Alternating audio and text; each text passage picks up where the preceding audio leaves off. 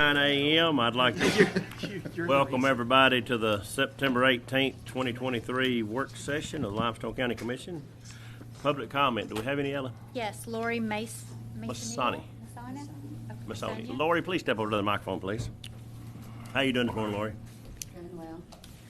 If I take this down. Good morning, Chairman. Good morning. Commissioners from each district. My name is Lori Masonia. Some of you may know me, some of you may not. 6 years ago, I founded the Ride With Me Addiction Ministry here in Limestone County. I spend every day advocating in the streets to help those that are bound by addiction. We place people in rehab that does not have money to get there. A lot of these people also suffer from mental illnesses due to addiction. People does not realize that there are places that will take you if you do not have money. My request I would like to make known today is to request $300,000, or the maximum that I could receive, to open a recovery house here in Limestone County. We are very limited to resources here. We are sending people to Morgan County, to Madison County, to Lauderdale County. People email me every day telling me, I have these beds available, I have these beds available. This is not something I get paid to do, it's my purpose. Our people are broken. This pandemic is getting worse and worse. I have come up with a vision for a recovery home, the people that will staff it, all the way down to the accountants who will control the money. I recently went out on my own ministry, Lori Masonia Ministries. I am now a nonprofit under Lori Masonia Ministries. I firmly believe Limestone County can make a difference and set a precedence around the nation for people that are struggling with addiction and mental illness. Our guys that are in programs in Tennessee right now, one of them graduated a 13-month program, one of them a 15-month program. I have 4 placed there that are in the programs now, and it takes me 5 hours to transport them because there's nothing here. A lot of times that's in the middle of the night, which requires gas. They have nothing on but the clothes on their back. We have to get them socks, underwear, and the things that are required by the homes where we take them. This is funded by your people in Limestone County through their generous donations.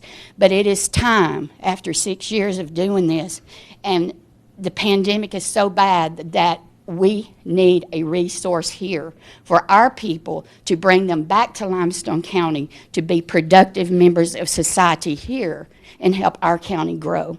I'm going to just make it brief, leave it at that, and tell you that it is my passion, and I will do anything possible to spearhead the way to make this happen. Thank you for your consideration. Thank you, Lori. Thank you, Lori. Thank you. Appreciate all you do. Thank you. Doug Higginbotham. Doug Hickenbotham. That ain't what you called him. Good morning. I'm a landowner. I have a farm on Mooresville Road, about 2 miles north of Nick Davis Highway. It's located along with the land I'm going to talk about, the development land, in Section 32, Township 2 South, Range 3 West. The land has been developed, lies directly behind me, east of me, and it borders on the Meadows Road. There's 193 acres that's currently under development. And what the developer is attempting to do, this is rolling land. My farm is rolling land. So what they're attempting to do is flatten that land, and that's causing some issues for me. On my line fence, I'm going to probably have some areas that's going to be 10 to 15 feet high field dirt. And guess what that dirt's going to do? It's going to rain and wash down on top of me. The developer built a holding pond on this property in the northeast corner, which is right across the line from me. This holding pond has broken over several times, washed away the dirt, mud, come down on me. They since put a black plastic around it, but the water continues to run on me, so I can't even get a tractor and my bush hog up there to bush hog the weeds down because it's standing in water. Most of the time, if not, it's just extremely wet, okay? So this past week, the developer, and don't quote me on this, Grayson Carter and Son are the ones that are doing all the excavation work on this. And I don't know who put the drain pipe in, whether they did or not.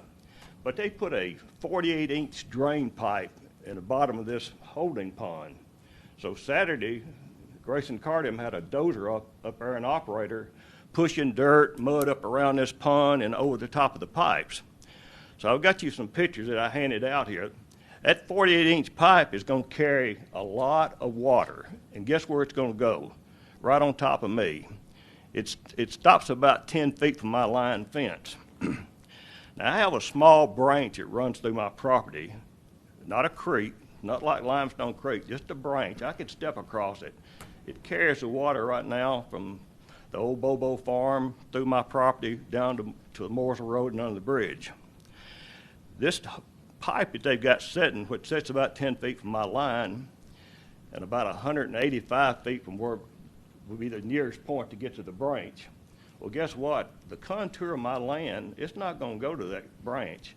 It's going to run down about 900 feet across my property and then get onto the branch and go out. So that's going to cause me a lot of problems. I don't need that right now. Back in May, I think you all had like May the 15th, you had a commission meeting, and I was up here. And I talked to Danny Barker here about issues. So he suggested I go talk to Heath Black. I think he's the assistant engineer. I wasn't sure. So I did. I went that very day and talked to him, went over these same issues with him. He said he would look into it and get back. I never heard from him. In July, I called again and left him a detailed message about these same problems. Never heard back from him, okay? So I guess my question to you, Mr. Daly, is I'd like the county engineer to meet with these engineers that laid out the development of this land and the drainage issue and see what kind of alternative we can come up with. Because, you know, my farm is not going to be a drainage to take care of their problem. I mean, it'll destroy a lot of my land with that 48-inch pipe. When it rains, guess what? Now, the creek branch is brown with mud water. There's a lot of, you know, they got mounds of dirt bigger than this building on that property. And I guess they're going to try to level it at some point in time. But you know, I'd like to, you know, report back in this next meeting, you know, what kind of alternatives have we got to take care of that issue? There's got to be a better one than that pipe sitting there 10 feet from my property. Thank you. Thank you. And Doug, I'll get with Mark. We'll meet with you during a minute of the meeting here and get our contact information all swapped up. Thank you, Doug. And did we get a new dinger on the bell there? Well, I'm sorry. We ding a bell at 3 minutes, but that's fine. We got it all worked out. But it's Marbeline Malone. Miss Malone? Yes, ma'am. How you doing, Miss Malone? You doing okay today? I'm doing well. I'm here because I'm concerned about the York subdivision.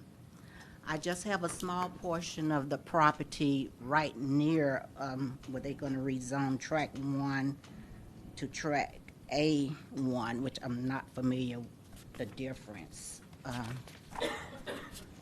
But my property is at Maple Hill Tree Way, which is really next to the subdivision that wants to be built. And my concern, I just don't want it to interrupt my property, damage my property, because I do have concern about it, and I do have plans for my property. So. All right. That's only my concern. I just want to voice my opinion about Okay. the subdivision, All right. as long as it don't damage my little property that I have. All right. You said it was York. Yes, it's the, York Acres, York Red Acres. Plat of Faith, Track 1. All right. and my property is Maple Tree Way, Okay. 15036 Maple Tree Way, All right. which is button head right to the York subdivision. All right. Thank you, ma'am. Thank you, ma'am. Thank you, Ms. Malone. Brian Lorge. Brian? How you doing today, Brian? My name's Brian Lords, a resident of District 1, and I wasn't really planning on speaking this morning, but something came up I wanted to talk about. First of all, I am happy. It looks like the shelter is going to be funded at the same level it's been funded past couple of years, which is good news, except for, that's the same level now. It's the third straight year, so with inflation, it's not exactly level, but I'm glad to see it's there.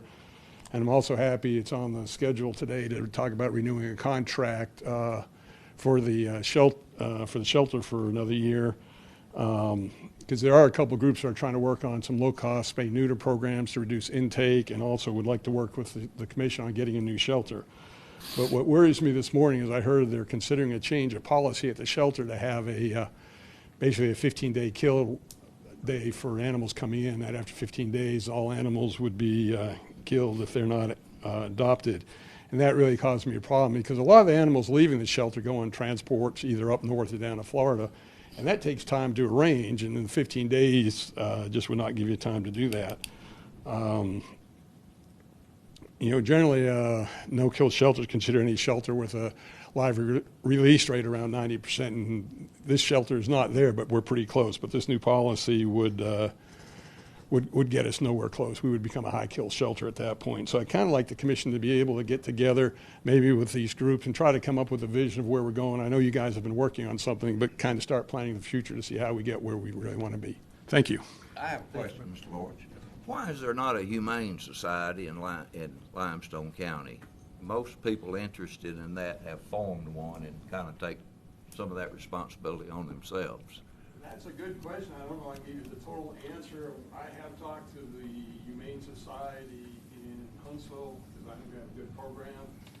Their answer is a lot of people think the Humane Society is basically an animal shelter, and they start getting calls to pick up animals. A lot of things that animal control does, and they end up spending a lot of time trying to respond to that rather than doing what they're trying to do. I do know it's interesting in Birmingham, there's the Humane Society, and they run the shelters for Jefferson County and several others, and I think that's a very successful program. It might be something to try to look at. I think that would be a good idea for people interested in that to look at to help themselves rather than turning to government in Limestone County. Well, I'd like to be able to set up, you guys have a role and we have a role, and I'd like to work together to come up with something that works. Right. Thank you. Thank you, Brian. Thank you. Dr. Elizabeth O'Connor. Dr. Connor? How you doing today?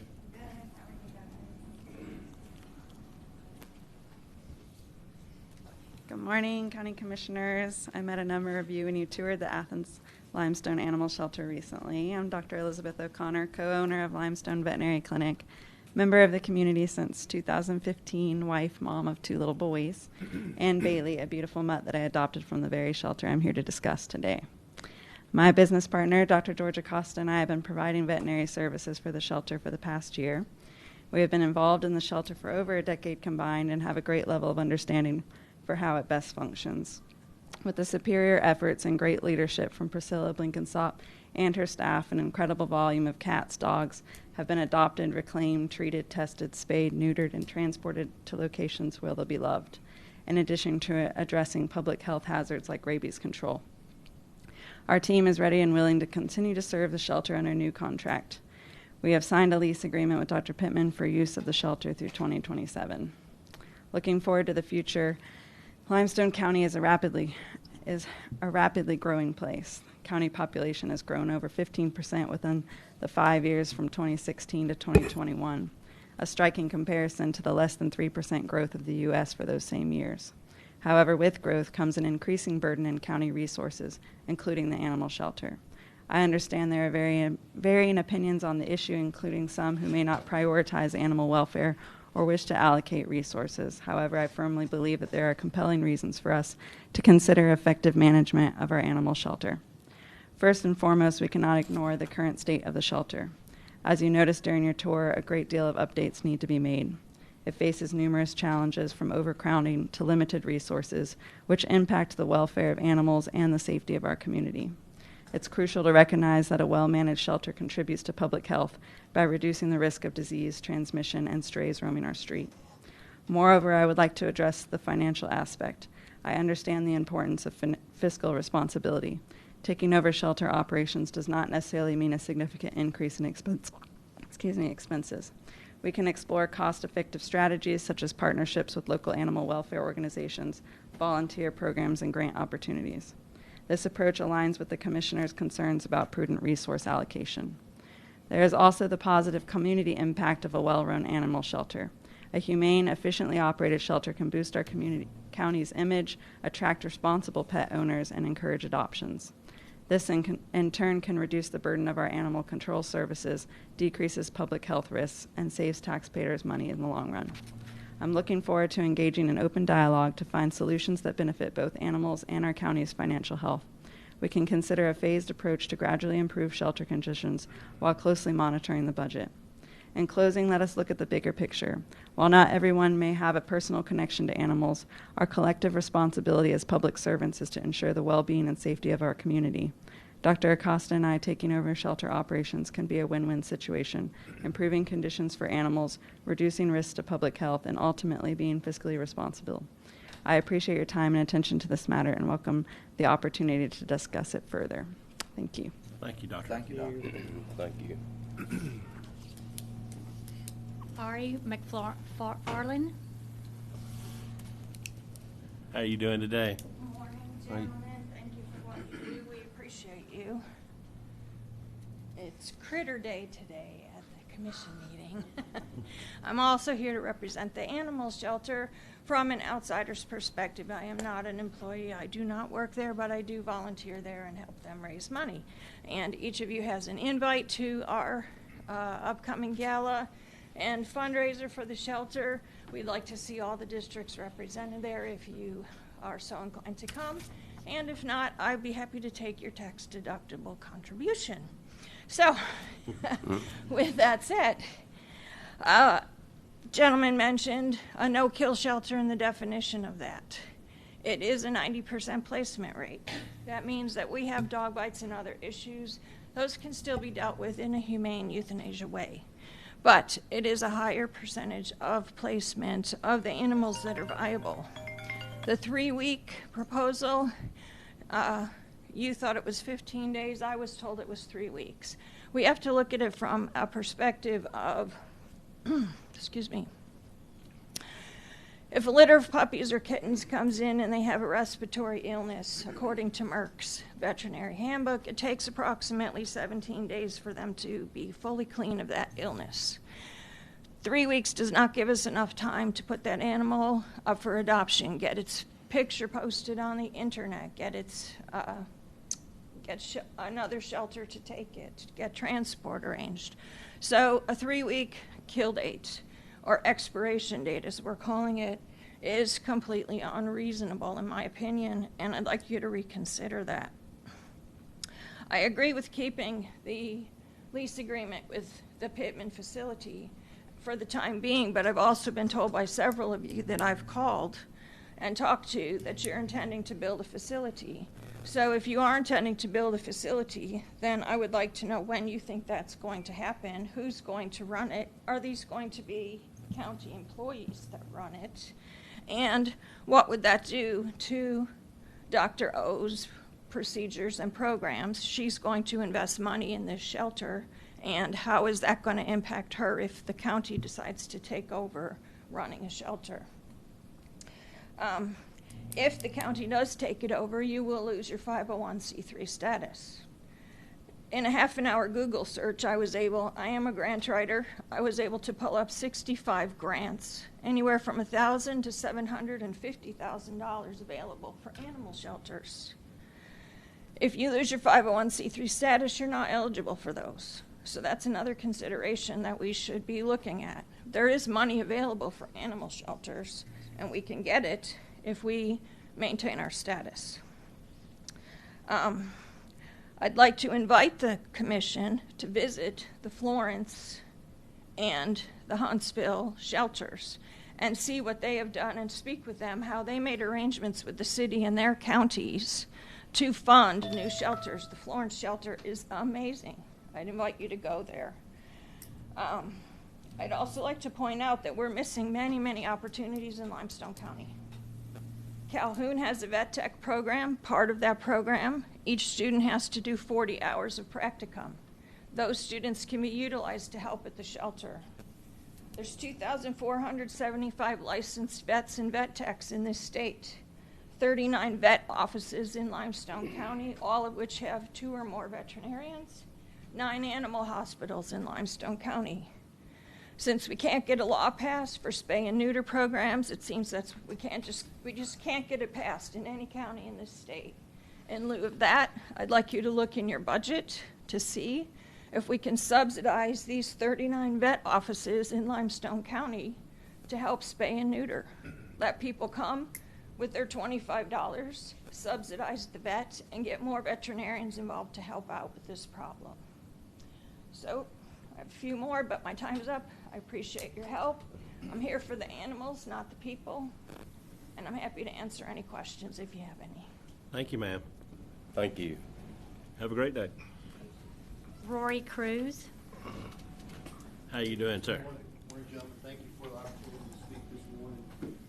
My name is Rory Cruz. I'm here with my wife, Marina. We live in the Highland Ridge subdivision, District 2. And the reason I'm here today is to ask for your consideration of a nuisance law. Sorry. Well, that was quick. Sorry. But for a nuisance law, less than 30 feet from our home is a couple that owns 3 large dogs. And so I understand that they go to work early in the morning, but their dogs, they let them out and they start barking at, 5 a.m. And that's, I work from home, and so they wake us up every morning. They bark throughout the day. My home office is at the front of the home, but even when I'm still trying to talk to clients, the still barking can be heard. My wife's attempted to go over and speak with them. They called out the deputy. The deputy came out, Deputy Pierce, and we appreciate that, Sheriff, and talked with them. And after that, I don't know what happened, but the dogs continued to bark throughout the day. Next morning, same thing. The animal control officer came out. He spoke with them, but this is a continuing problem.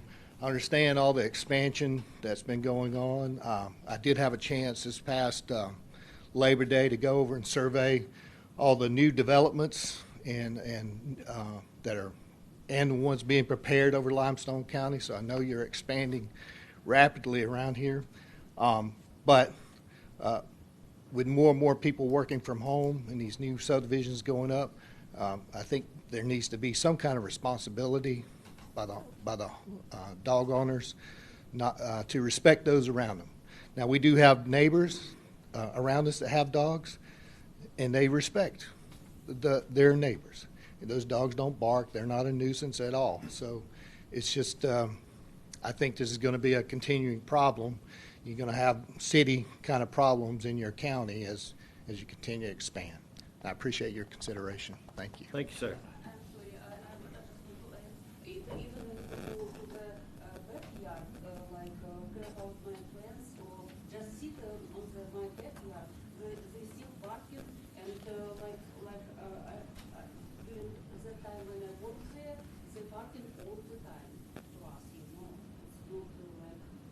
Yes, ma'am. Thank you, ma'am. Thank you. Anybody No else? further comments. No further comments. And like I said, I want to thank everybody for their comment. I know a lot of times people can't make it in, and I actually got an email from you yesterday, and I read it this morning about 5 a.m. So and you can always email in comments or concerns you have, and we'll get it to the appropriate person. So thank y'all. All righty. Moving on. First thing on the agenda today, we'll have the approve the minutes from September the 5th. Anybody got any discussion with the minutes? All right, no discussion with the minutes. We'll have on here claims in the amount of $2,821,111.51. Anybody got any issue with any claim being paid? All righty, we have no public hearing today. Resolutions and orders. Approve resolution to utilize ARPA funds to hire Martin and Kobe for construction management of the jail and a healthcare unit. And me and the sheriff spoke on this the other day. This will be for Martin and Kobe to kind of oversee the project, and I think that's a good plus. But anybody got any discussion with that? What is our fee? 10, 15%? It's 2.5%, and Yes. then it's $150 an hour for actually on-site services. 2.5% is overseeing the contracts and overseeing the as far as the project development, and then $150 an hour for on-site services during the construction period. You good with this, Sheriff? You want to see some workers, right? And I actually went out and spoke with the sheriff the other day, and I talked to him. We think this is really good to have somebody, in local here with boots on the ground that can actually. And I know we're ready to get that rolling. I know but this is our last piece of the puzzle. I think everything is in place to get everything rolling. So, does anybody else got any issue with it? And like I said, I don't know how many hours they'll but this will be paid for through the ARPA funding. It'll come all out of that same ARPA money. So, anybody else got any discussion with that? All right. Moving on, no more discussion, contracts, agreements, MOUs, and grants. First one on here to be approve an agreement between the City of Athens and the Limestone County Commission for the Limestone County for housing city inmates. This will begin October 1st and go through September 30th of 2026. And I know the sheriff and Drew and all has worked through all of this, and this is just where we house the inmates from the City of Athens. Who is Katie Hanson? She is a lady that does that service. We have a contract. We've had it with her for several years. She's been here. So we had this last year. Yeah, that's next. That's not the. Oh, we ain't got to that one yet. You done jumped. You don't I let. done jumped ahead of you. You don't let your zeals run ahead of your knowledge there. Bingo. It don't You take got me long lost. either. But anyways, yeah, like I said, that's Sheriff. Do you have any more issues or any more talk about the contract with the city? And everybody's good to go, I reckon. So, all righty. Anybody got any discussion with that? All right, now, Bingo, we'll get to you here. There you go. Approve a contract between October 1st of 2023 and September the 30th of 2024. This is between Katie Hanson. This is for services. Coordinator of the Limestone County Commission and the service coordinators. Coordinated diversion. This is for the diversion services for juveniles, assistance through the Limestone County Juvenile Court. This will include community services, ankle monitoring, and other substance abuse programs. She does this every year. She's been doing it ever since I've been here. Several. This is through a grant. Yeah, it's paid for through a grant. It's a. Her total salary is through a grant. She's not a county employee. See, Ellen let them run ahead of me on this. I was going to say that it was paid for a grant. She sounded smarter than She's you smarter. did. Well, it don't take much sometimes. But anyways, this is 100% paid for through a grant that we do have. So anybody got any discussion with that? And Katie does a good job at that, so we'll thank her for that. All right, third on here will be to approve to adopt a resolution concerning the special school district school taxes, and this is for the election for the renewing of the taxes that we have to have the election for. And I know that Drew they're working on getting the signatures and all for that right now to get all this done. So, anybody got a discussion with that? All right, number 4 will be to approve the following TARCOG contracts. These are something we have to renew every year, every fiscal year. And the first one will be the aging contract is for $129,530, and then the next one will be the senior RX is for $20,848, and third one will be for the SHIP program. And all 3 of these right here are something we do every year, and they'll run from the dates listed there below. Anybody got any discussion with any one of them? All right, no discussion on the TARCOG contracts. Number 5 will be to approve a license agreement between the Limestone County Commission and the Recovery Services of DeKalb County Incorporated for the use of office space within the Turn Works with Community Corrections Program. We do this every year. This is just another year in. Chairman, I failed to let you guys know that that may not be happening. I don't actually have that license agreement yet.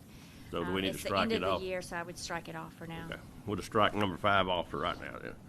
Let me go ahead and do that over here if I don't. Community Corrections had trouble getting any documents from them. Okay. Well, I knew we had done it every year. I'd remembered then. All right, we're just going to strike number 5 off until further notice. So, moving on. Number 6 will be to approve a MOU for the Limestone County GIS Consortium. Anybody got a discussion with that? And Number 7 will be to approve to amend the P25 repeater agreement between the Limestone County Commission and Motorola. This is our final step. We finally got everything. I know this has been a long, drawn-out process, but Drew and Mark have worked tirelessly on this Motorola contract, but they have finally got everything squared away. So we're moving forward with that through the ARPA money there. So anybody got a discussion with that? I know this has been a long time in the process, but it's finally coming to fruition. All right, no discussion with that. Number 8 will be to approve to support for the predicted project submitted by Spectrum Southeast LLC to the Capital Project Fund. Anybody got a discussion with that? Number 9 will be to approve a service agreement between Limestone County Solid Waste Department and the Third Eye Technology for Vehicle Monitoring System. And I know most of y'all already know this. We went over to the tour when we got into the trash business. That Third Eye system has saved a lot of counties a ton of lawsuits and injuries and everything else. I know we went over that day. I think it's really, really good. But anybody got any discussion with it? All right. Number 10 will be to approve to apply for a grant through the Rural and Tribal Association pilot program through is no county match. So anybody got any discussion with that? Number 11 will be to approve a contract for animal control services between the Limestone County Commission and the Limestone County Animal Shelter, which will be the Limestone Veterinarian Clinic. And this will be pending Drew going through everything with a contract with Dr. O and everybody. So will this be just approve a contract with them and with further Kearney County Attorney approval? Is that a good statement? I'm not good with the contract the way it stands now, Mr. Chairman. Okay. I think we need got some homework to do there. I think the outstanding questions for the commission to tackle would be the way that we want to handle the amount of the contract and the length of the contract. I think those are the things that are still at issue for the commission to approve. Okay. Well, we had discussed, moving. We had decided do we time is here. We're going to have to do something between now and the end of the month. We got next year's service. Do we approve a 1-year contract with them to move forward for a year like we did last year?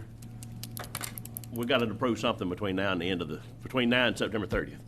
We're either going to approve something today or have a special call meeting the 30th to approve something. It's up to y'all. Time's up. Time's up. And I agree that we've been doing this for 2 years, 3 years, really. Mm-hmm. Yeah. I agree. I think it's some issues that we need to look at as far as what it costs and can we save money. But like Commissioner Barker said, every year at this point we hear. Which I wasn't sitting here last year, but I was out there and it was the same thing. It comes to the table, it's a problem, we need to do something. And I agree, but I don't know what we can do in 2 weeks. If we want to go with our own shelter, I'll be supportive of that. And if that's what we don't do, we got to do it. But we can't do it in 2 weeks. no. Well, this 1 year would give us time to work on such a. That's right. But That's what we said last year. But we didn't start last year, so I'm saying we're kind of time's out. So if we don't like where we are, and I agree with maybe some option where we can save money at shelter, look at the way other counties operate. Well, I got a problem with Dr. Pittman charging $72,000 a year for those facilities. That's kind of ridiculous. And I don't say I disagree, but what are the options we have in 2 weeks, I guess, is what I'm at. If y'all got options we can do different in 2 weeks, I'm all for it. I don't know what it is. But I agree. What do we do if we don't like the condition we're in or what we're paying, that we don't have to do something about it and we don't have to do it. We don't have to build our own. Mm-hmm. And somebody don't have to take that project on. We put sanitation together in 3 months. I don't think we can do animal control in 2 weeks or not. I just don't. I know we got good county employees, but I ain't sure we can do it in 2 weeks. Well, we knew this a year ago. I agree, but nothing happened in the year. And I agree, I'm in favor of doing something, but I just don't know what can be done in a short period of time. So I think if that's how we feel, we need to get on the ball for next year, or we'll be doing the same thing. Well, and I will, and on Dr. O's deal here, I mean, this is a whole different, this Right. won't be paying Dr. Pittman this contract, we'll go Right, away and with Dr. I Pittman. think we can work something out within a couple of weeks. I'm just not ready to support it the way it is right now. So can we go with a shorter agreement than a year or not? Is that what you're wanting to try to do, or? Well, I mean, That's all. Well, I mean, I don't mean it's bad. I mean, I'm going to ask Dr. O this question. I mean, I'm not going to ask her this question, but the thing is, will anybody take it for less than a year? I mean, that's going to be the key. That's you got. I mean, the state statute law, you've got to have something in place. I mean, that's a Right. state. That is a law for. I mean, and I mean we. And I mean, I'm not taking. I mean, do we?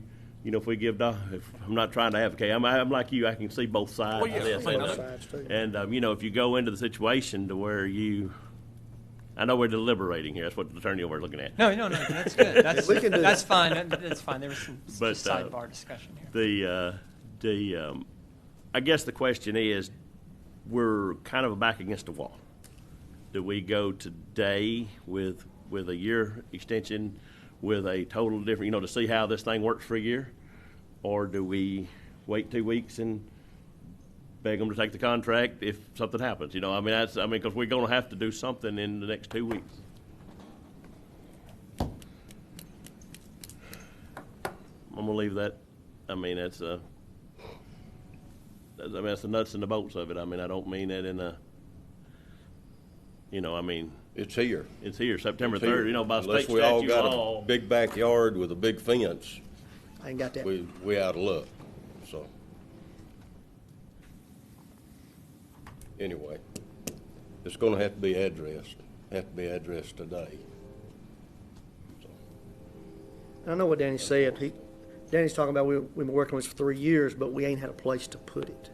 That's been our biggest obstacle right now for the county to take it over. We haven't had a place to put it, and we're still in that same boat. But I think we're working on that. Correct, Mark? So we've got to have somewhere in 2 weeks. So, Mark. Look in my bag of tricks. We'll let the train pass. The train's got us interrupted right at the moment.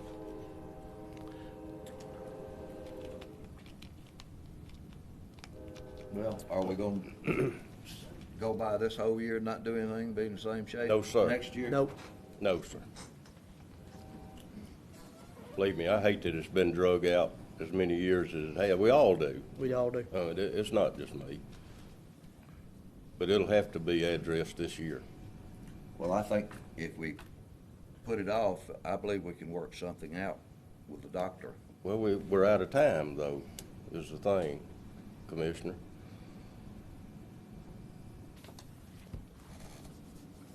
Contract's up September 30th.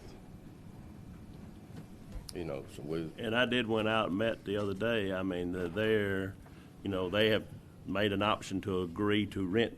Ben Pittman will be plumb out of the contract. So I mean, they are. So that will be. We're against the wall here. Except we'll we be are. paying him $6,000 a month for the facilities there. We want their services with. They will. They will. correct. That's right. They will. So the They will money- assume their. But The money's coming from the county. well, that's. They may. That's. I understand your point there too, but they're working on buying the whole property from Right. him, and on their defense, I'm gonna take up for them. If they buy the property and they revitalize and make things work, and we may work better. They may have a better working system than we could ever come up with. I don't know that. I don't know. And I'm gonna give Priscilla credit out there where credit's due. There's not a person in Limestone County that's tried any harder to make things work than Priscilla. I still call her Priscilla Gooden, but Blankenthal. She has really worked hard out there and has a heart of gold. Yes, she does. She is. And I'm kind of. I kind of go along. I'll go along with you on this statement. There's a separation between an animal shelter and a humane society. But on another of it is, we have what we have today, and and I know the spay and neuter cost program is I'm I would think that wouldn't be a bad option to look into, you know, to where we could save on the backside of things. And I know me and Dr. Joe talked about that the other day. You know, you get on the backside of things to where you save down the road. I mean, you know, and I will say this, that, you know, the shelter out there has kept us out of, you know, the trouble with the law as far as it works. You know, I mean, they have done in, you know, 2 weeks, I don't think we can all build enough dog pens in 2 weeks. So, I mean, y'all, I'm going to leave it up to y'all if we go with it or we have a special meeting, but we're going to have to do one of the two.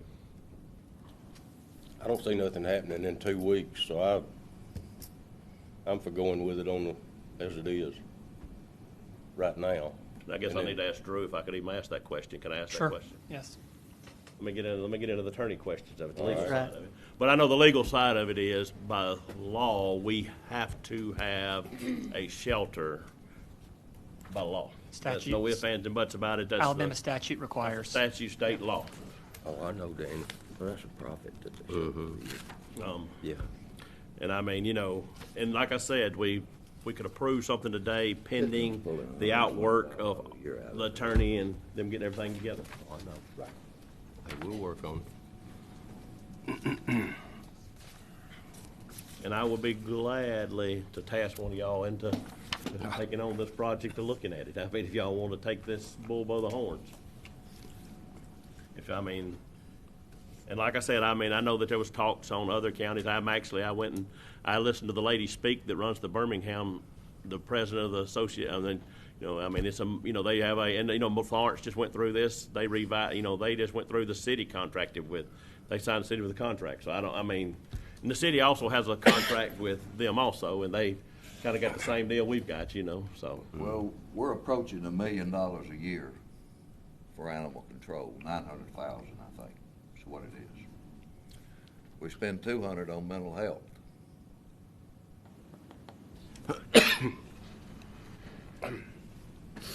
But the whole let me rephrase that and get it right for the media.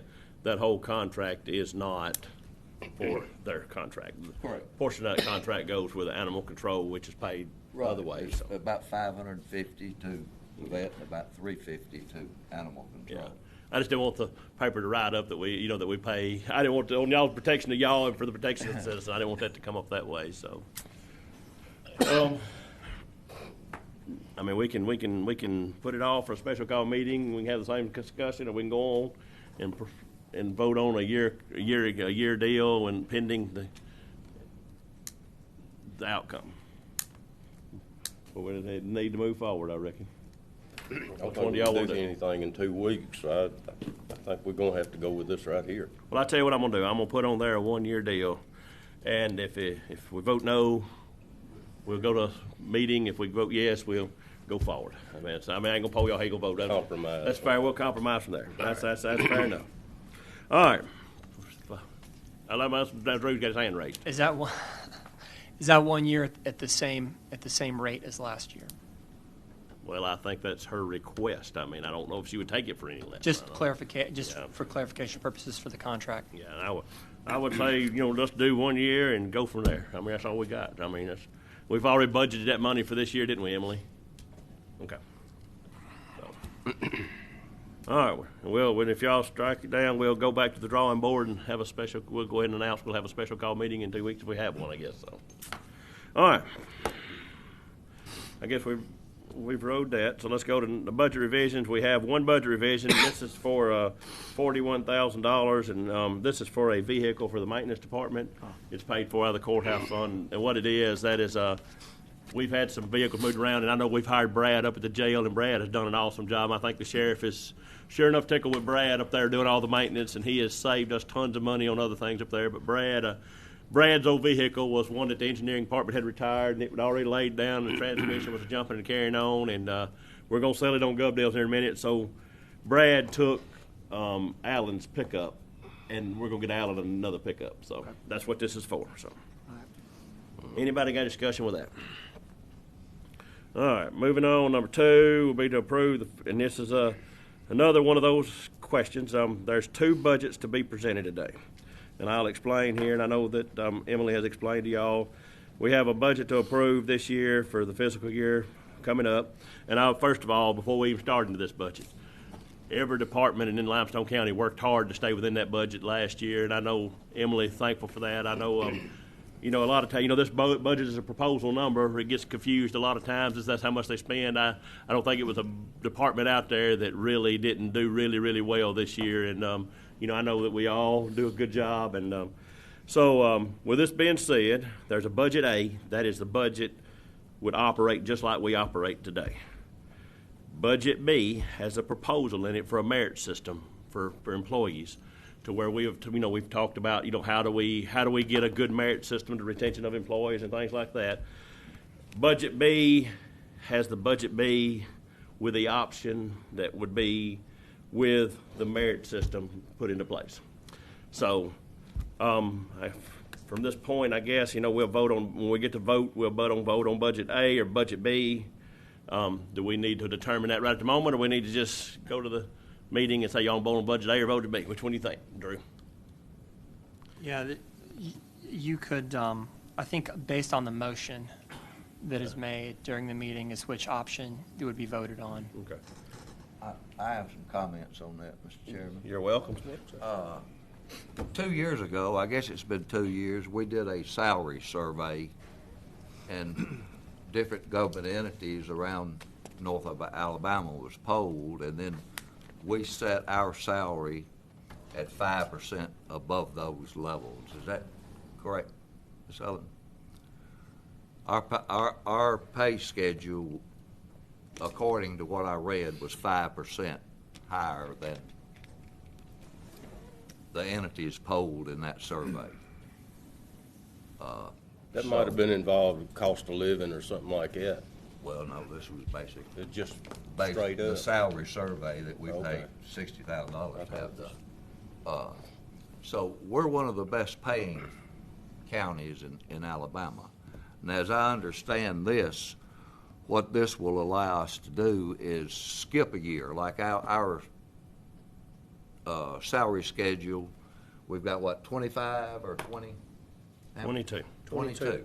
Yep. So that will let the supervisor say, well, you did good this year, so, or he received an excellent rating, so we add a year's service or let him skip a grade on that pay scale. Is that correct? On a merit increase. Just on merit. Right. He goes, instead of going one notch up on his merit increase, Up he to goes two. two. Up to two. Up to That's two. an option. But Up it can to- be a zero if you elect a Up zero. to two. Well, can he do that every year? Yeah, I mean, if you So- elected, if the so- supervisor so elected the employee wasn't performing, he could, yes. Yeah, if they wouldn't, Um, they top out. I will, I'll alleviate on this, and I'll, you know, a few years ago, we did do a repay scale.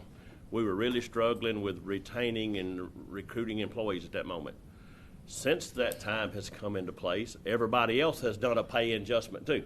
So if you go back and you go look at other counties as of today, you know, Morgan County, we use Morgan County. I mean, you know, you know, we moved ours up. Correct me if I'm wrong. What we started a corrections officer at? 16 something or something like that. Right at $16, right? That share. What is the starting pay of a corrections officer? Probably $18. Probably But you know, a $18. lot of that. Well, you know, anyways, you know, we have other places that went back and up their starting pay. You know, it's like, you know, I mean, we use it for right now. You know, I mean, you take construction companies. You know, if you look around town, every construction company has a sign outside that says hiring, and they, you know, 2 years ago when we done this study, you know, we got a little above them, but now they've got above us again. So I mean, you know, you get into that situation, you know. But here's my deal with. Here's the reason why I would. I'm not going. Here's what the reason for this is. You have an employee out here that has worked above and beyond every day, that can do everything here that can be done, and he gets the same merit as the guy beside him that does. Our system now is kind of turned into a reflection of, you know, it's the same thing no matter how hard you work. But we have several employees, and I know the sheriff does, and we do, and everybody in here has an employee that in their department that does, and you know, that deserves that, you know, that can operate every piece of equipment you have, that can do this and do that. So, you know, and it has a grading system, and it gives a full evaluation to where you can sit down with the employee, and that employee has to sign it, and you have to sign it, and you know, it gives where you can give employee a merit of, you know, and basically all companies in the world has some kind of merit system, you know. Budget B, the budget for B is based, the figure there is if everybody in the county got that increase. And that goes back to the situation where I said earlier, budget numbers are budget numbers. You have to put it in there for worst case scenario. That's like, you know, I mean, the sheriff. You know, the sheriff's budget last year, and, you know, we'll use him because I know, you know, I know he always gets picked on about it. I'm trying to explain here, but sheriff came back on his budget and came way lower than what we projected for him. So, I mean, you know, with that being said, you know, that you stick a number out there at worst case scenario, but that's like me in my office. I have stuck in my budget for everybody. I had to put in there for everybody a two-step raise, but I have one retiring end of December. When she retires, you know, she won't. Let me tell you, you what I'm getting at. You know, you have to stick the number in there just in case a worst case scenario comes up. You know, so I mean that's. Got to remember how conservative Emily is too. Yeah, and Emily is conservative, and I'm so. But that is you know, that number is out there at the worst case. If you know, you have to put the worst cases. You know, it's just like with everybody else. You know, you have to put numbers in there to try to, in case everything was the worst. Now, if it's the best, you hope for the best. You would hope that, you know, and there'll be a lot of people retiring between now and then that won't even get that. You know, yeah.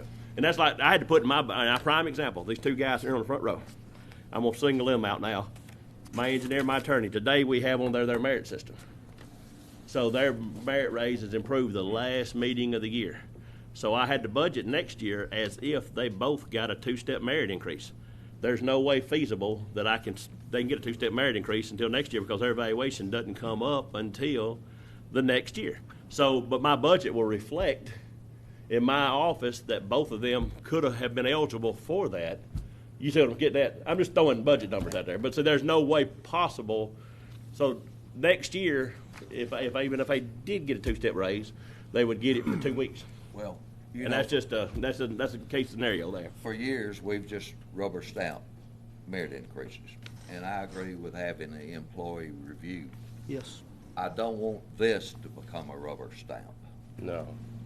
That's going to be up to the department head. That's going to be the department head. I just see this option B as a plus for the department head and the employee. It gives them one-on-one time to sit down, and it's a 10 categories they talk about and go over. Mm-hmm. And same with the employee. If they've got something that they're not doing real well in there, and it gives them time to say, well, yeah, I need to do a little better, but I need some more training experience on this piece of equipment or whatever. So I see it as a win for both sides. I mean, plus, you know, you still got the option there if you choose to go 0 or 1 or 2. I mean, you still got the same option. I just think if we can, you know, if we have an employee that's doing exceptionally well and you want to reward them, that option's there for you. I mean, if they're not doing that well, then you can either say, well, we don't come back and discuss it in 6 months to see where we are.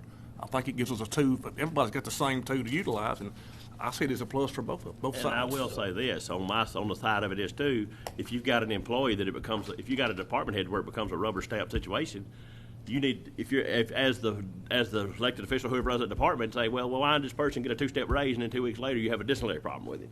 So Correct. That gives then you got to.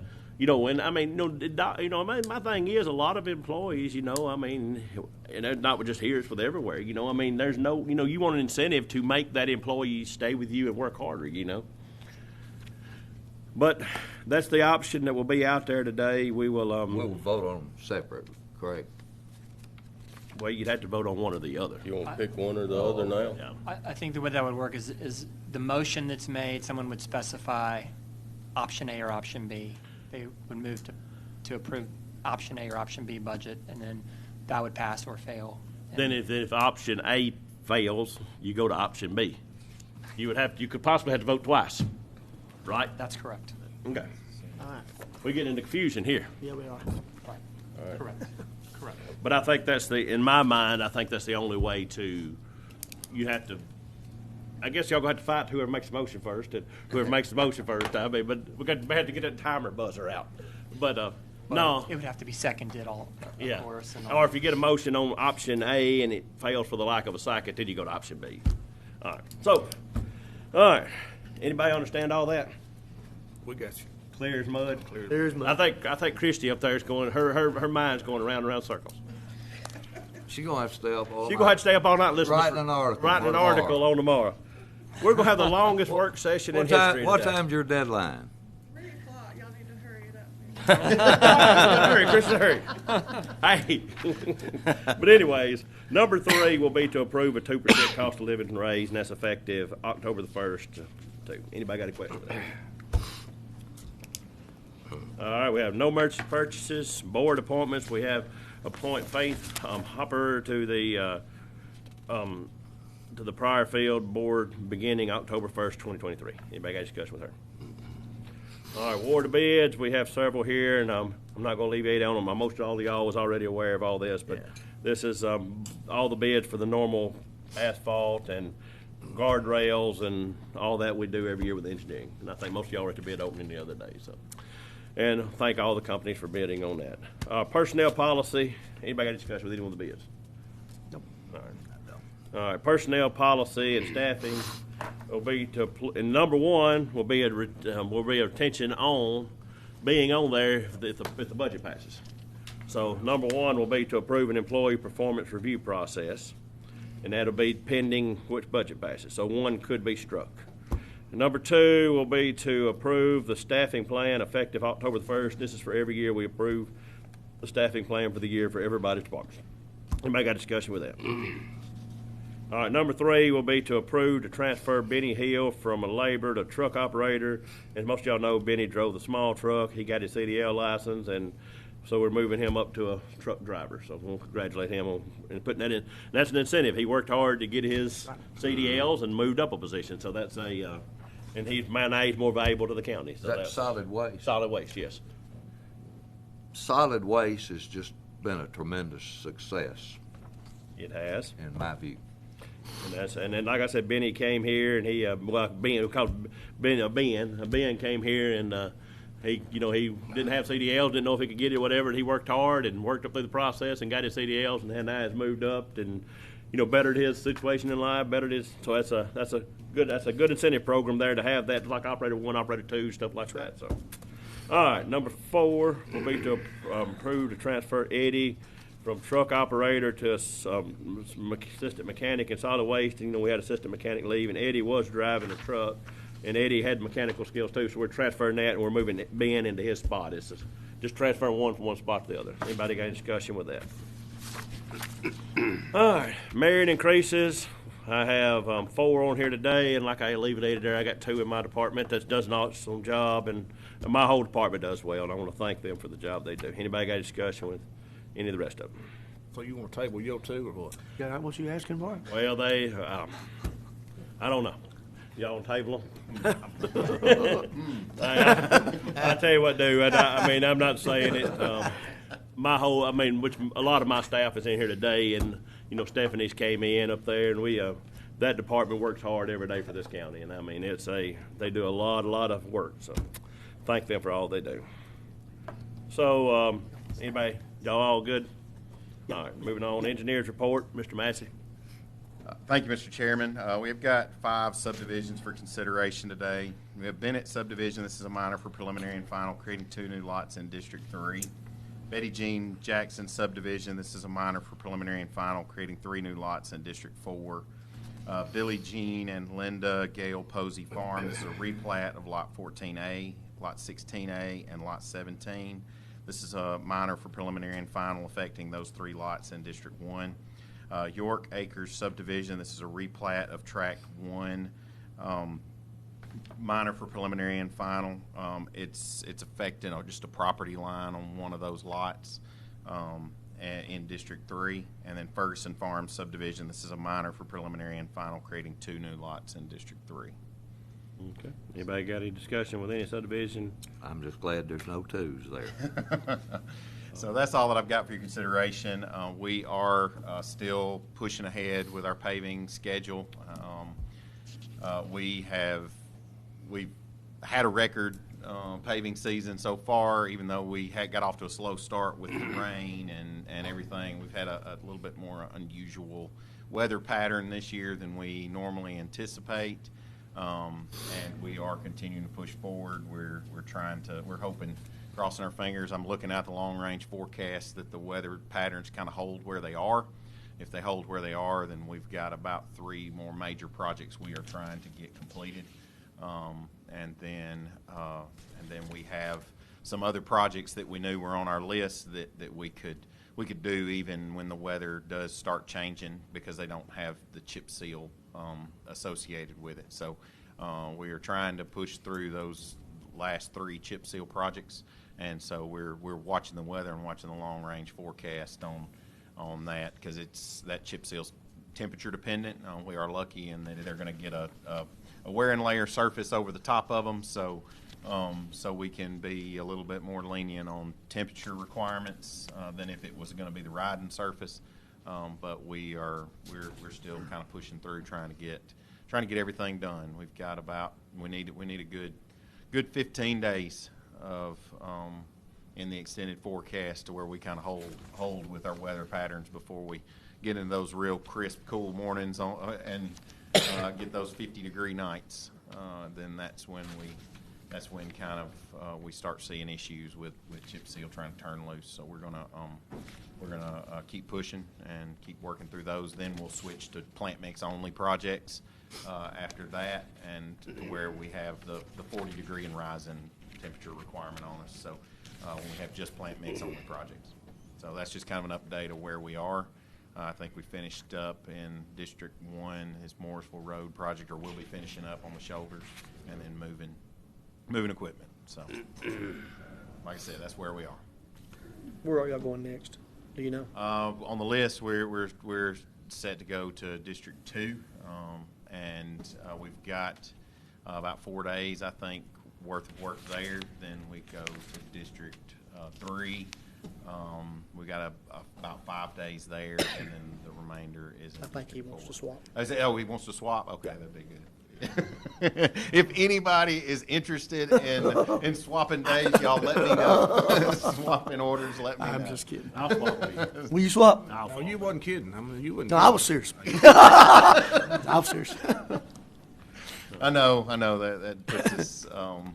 That one had a lot. That project, your project in particular, had a lot of questionables on the drainage and things like that. We were trying to give you ample time to take care of those drainage issues, and that's why we put it where we did.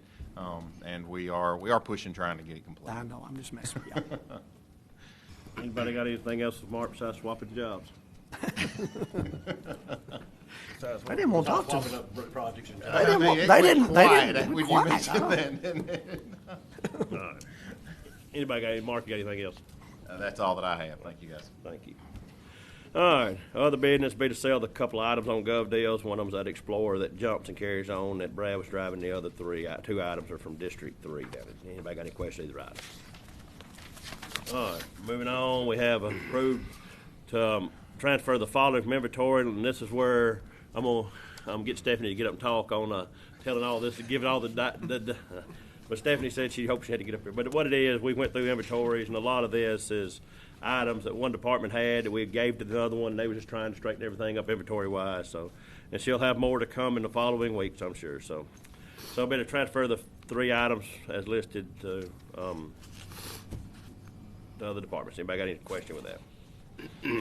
All right, moving on. Number 3 will be to remove the following from inventories. And this is where she's cleaned up an old inventory list, and like I said, she's got a Webster's Dictionary list of stuff here. So, anybody got anything with all that? And Stephanie, thank you for the job you've done going through all this. All right, number 4 will be to approve to amend the Limestone County Safety Committee, and Eddie does all this, but it was because we've added department stuff like that just for the year. So, anybody got any discussion with that? And number 5 will be to approve expense reimbursements for Krista McCurry for reimbursements for mileage to the ADECA conference in July. Anybody got a discussion with that?